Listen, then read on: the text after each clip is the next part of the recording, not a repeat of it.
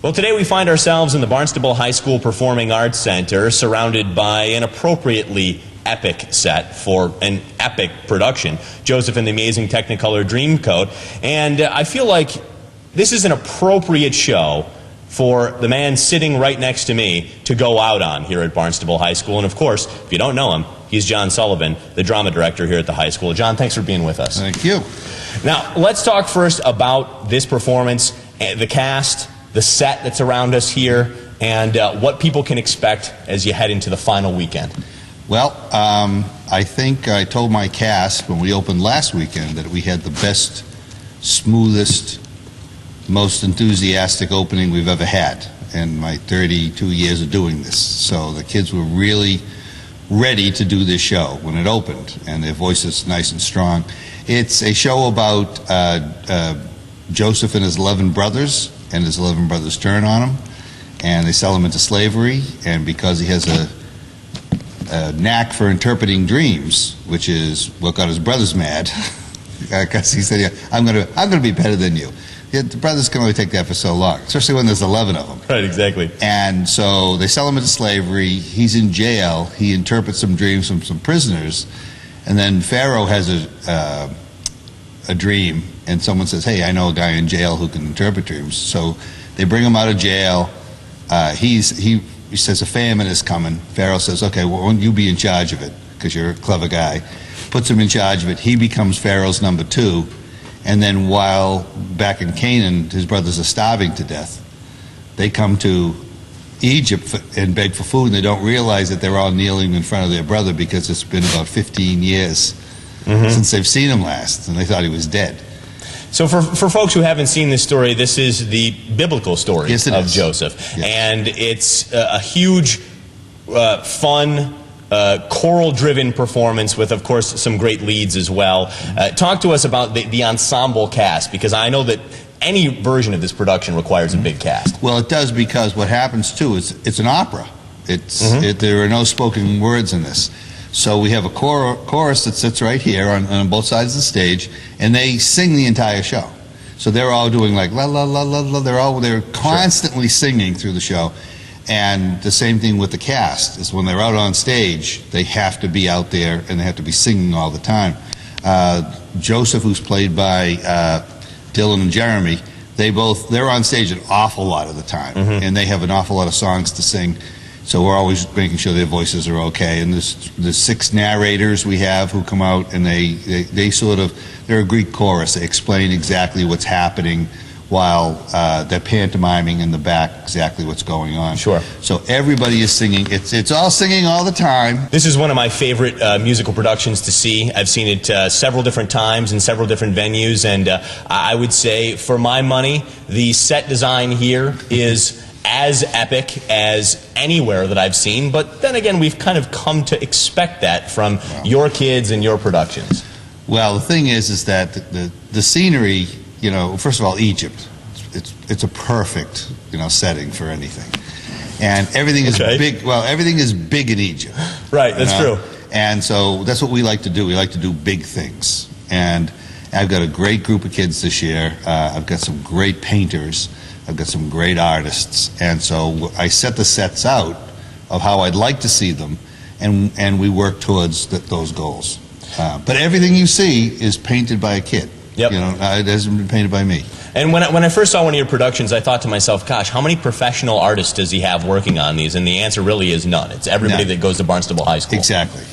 Exactly. Now, building is a different story, because building gets a little more tricky. Sure. So a lot of this stuff, like these benches and stuff, they're all built by kids, but sometimes the trickier things, like these big columns, we'll bring a dad who's a carpenter in to work with the kids. Sure. But they don't work alone, they work with the kids. Now, John, of course we have to talk about the fact that, sadly, this is your last directorial role with Barnstable High School, at least during the school year. I know that you're going to do some community theater in the summertime, but why did you choose Joseph for your last one? Well, what happens is that I never pick a musical because I want to do it. I pick it because we have the kids to do it. Sure. And so I had 3 or 4 different shows that I would have liked to have used for my last show. And so Joseph was one of them. And then when I went through who we have, in the drama club this year, Joseph was the one that it just so happened that Joseph was the one in which I could go down to all the people and say, okay, he could play this part, she could play that part, he could do this. So that's really how it wound up being the last show. Sounds like, based on what you said earlier, though, that it's a special show to you, though. It is a special show. It's followed me since 1968. Since it was a record album, and I do like it very much. It has a soft spot in my heart. Sure. Now, I don't know how we begin to sum up all the work that you've done here at Barnstable High School, but let's try. Talk to me about your time here and the experiences that you've had. I don't know if there's a few things that stick out in your mind above all the rest, or if it's the whole journey that's been the best part for you. What would you say? It's always the kids. So if you ask me, if you say, name some shows, I'll immediately say, okay, Jim Hill, 1981, The Hobbit. I'll say Kathy O'Neill, 82, Hooch. I'll say 86, Andy Rappo, The Hobbit. Eden White, 87, Oliver. I can name you the kids going with the days, because the kids are more important to me than the actual shows. Because when I sit at the back, I'm watching the growth of those kids. And to me, that's what this is about. This isn't really about putting on a show. It's actually about watching the growth of these kids from year to year. And that's really the kick I get out of it. Well, it seems like you still have all the youthful exuberance that anybody could ask for. I mean, really. Yeah. So why? The spirit is willing, but the flesh is weak. Yeah, exactly. I'm getting old. Well, it's I am getting a lot tired than I used to. It's hard to keep up with a bunch of 14-year-olds. It is. I said to myself one day, this is a lot easier when I was 26. They're long days. They're really long days. When the productions are on, I get here at about 5 minutes to 7 in the morning, and I leave here at 10:30 at night. And that's five nights a week for like 2 months. And so after walking the dog and everything, I'm probably getting about 4 hours or 5 hours of sleep a night. And then I'm collapsing whenever I can, outside of work meetings and things like that. Sure. So I grab a cat nap. I'm a master of the cat nap. I could go to a deep sleep and nothing flat. But it's just it just seems it's getting a little harder for me to do the kind of quality that I want to do. And so, not that you could tell, but I mean the thing is that I think a younger person, or just I think it's time for somebody else.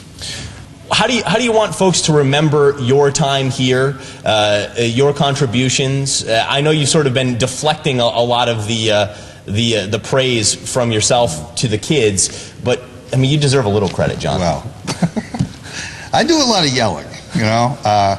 I think I want to be remembered as a guy who helped somebody. I want to be remembered as somebody who taught somebody something, because that's what I'm here for. I mean, that's what the paycheck says. Sure. So, I think that helping people is what we're supposed to do.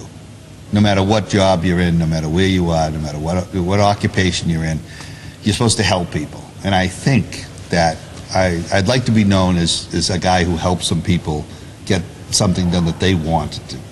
If they wanted a job, or they wanted to be a certain profession or something like that, whether or not it's behind the scenes or in front of the camera, that I at least help them try to fulfill their dreams.